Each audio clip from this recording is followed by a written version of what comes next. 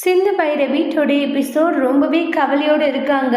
சிவா இருந்துட்டு என்ன சொல்லிட்டு இருக்கு, சிந்து நீ சொல்றது உண்மையா? பெரியம்மாவை கழுத்தை பிடிச்சி வீட்டை விட்டு வெளியே துரத்துனாலா ஸ்னேகா அப்படின்றாங்க. ஆமாம் டாக்டரே அப்படின்னு சொல்லவும் ரொம்பவே கோவப்படுறாங்க. பெரியம்மா எங்கே இருக்காங்க? இப்போ பூஜை ரூமில் இருக்காங்க.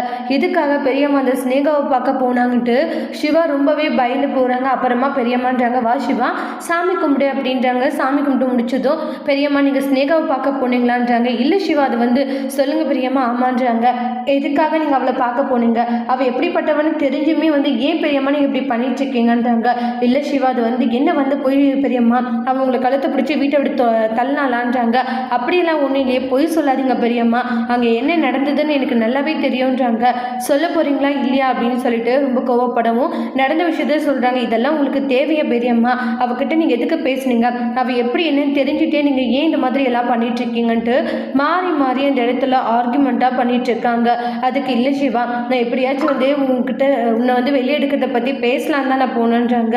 ஏன்னா நீ இதனால எவ்வளோ கஷ்டப்பட்டுட்டு இருக்க சிவா.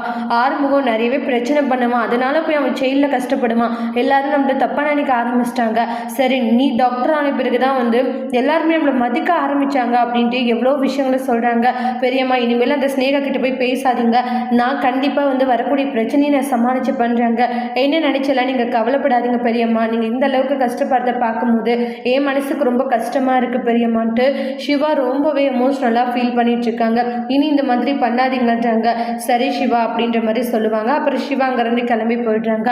அதுக்கு அடுத்ததாக சிந்து வந்து கோவிலுக்கு போகலாம் அப்படின்னு சொல்லிட்டு சாமி கும்பிட்டுக்கிட்டு இருக்காங்க. இங்கே நம்மளுடைய சஞ்சய் ஒரு பிளான் பண்ணியிருக்காங்க. ஏதாச்சும் ஒன்று பண்ணணும்னு பைரவிக்கு கால் பண்ணுறாங்க. சொல்லு சஞ்சய், பிஸி ஆன்றாங்க. அப்படியெல்லாம் ஒன்று இல்லை, ஃப்ரீ தான். என்ன விஷயம் கூட கொஞ்சம் பேசணும். என்ன விஷயம் சொல்லு.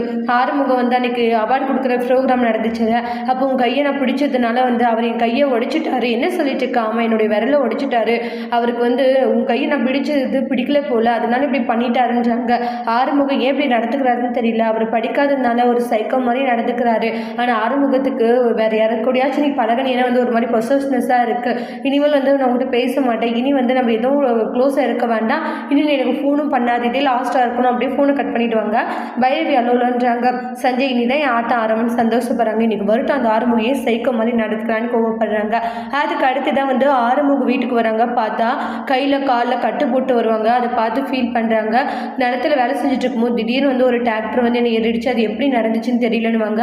பைரவி அதை பார்த்து ஃபீல் பண்ணுறாங்க. அப்புறம் பைரவி நீ ரூம் கூட்டிகிட்டு போய் ஆறுமுகத்தை ரெஸ்ட் எடுக்க வேணும்னு கூட்டிகிட்டு போயிடுவாங்க. அதுக்கப்புறம் சிந்து கோவிலுக்கு போனதும் அங்கே ஸ்னேகா வந்து சிந்துவோட தாலியை வந்து பறிக்கிறாங்க. தாலியை முதல்ல கழட்டி கொடுத்து சிவா எனக்கு சொந்தமான பிரச்சனை பண்ணவும் சரியான நேரத்தில் சிவா வந்து ஸ்னேகா கன்னத்தில் அடிக்கிறாங்க. இனிமேல் சிந்துக்கிட்டே பெரியம்மா கிட்டே தேவையில்லாத பிரச்சனை பண்ண தொலைச்சிட்டு பண்ணுறாங்க. அப்புறம் கோர்ட்டுக்கு போகிறாங்க. அங்கே போய் அன்னபூர்ணி ஃபீல் பண்ணுறாங்க. சிவா இருந்துட்டு பெரியம்மா என்ன நடந்தாலே அது போக்கிலே போட்டோம், இதை பற்றி நம்ம யோசிக்க வேண்டாம் அப்படின்னு சிவா சொல்கிறாங்க. எல்லாருமே ஃபீல் பண்ணுறாங்க. கோர்ட்டில் என்ன தான் நடக்க போகுது, என்ன முடிவு எடுக்க போகிறாங்க ஜட்ஜுன்னு வெயிட் பண்ணி பார்க்கலாம். தேங்க்யூ.